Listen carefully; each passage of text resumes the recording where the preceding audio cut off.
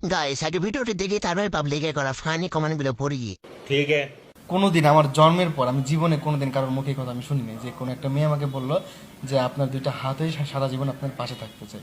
এই কথাটার মায়া আমি ওকে বিয়ে করছি। তাহলে সত্যি কথা, আমার একটা 3 বছরের রিলেশন ছিল, সেটা আমি ব্রেকআপ করে আমি ওর সাথে ওকে আমি বিয়ে করছি। যেটা আজকে কি আরে বলুন কি 3 বছরের রিলেশন ছিল। देखा आपने लापरवाही करना। तो चलिए शुरू करते हैं। হাত নাই তোমার তো রিলেশন কিভাবে করলো? ম্যারেজকে নুব দিয়ে করেছে? মানুষ কাকে বিশ্বাস করবে? এর হাত নেই তাও একটা মেয়েকে ঠকাইলো। 3 বছরের আবার রিলেশন পুরাই ভুয়া। সে যত বড়ই অন্যায় অপরাধ করুক অন্তত হাত মারার মতন অপরাধ করে না। টাকা শেষ তো বউ শেষ। বাংলাদেশে একমাত্র মাস্টারবেশন ছাড়া পুরুষ। এই ঠান্ডারও অপশন ছিল।